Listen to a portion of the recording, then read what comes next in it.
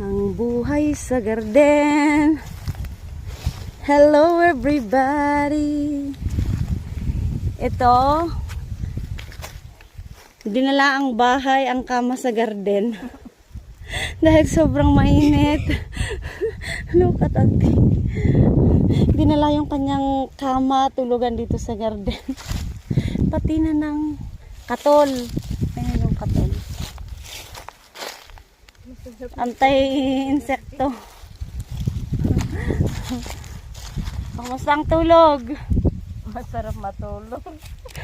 Akala ko ba punta ka garden magtrabaho. Bakit nagdala ka ng tulugan mo dito? Init kasi. Mainit kasi. Mamaya pag nawala yung init, saka babangon ang puyat. Okay, good night. Good night. Enjoy ang tulog. Uy, may katol pa doon. Oh. Ayan. Ayan yung katol.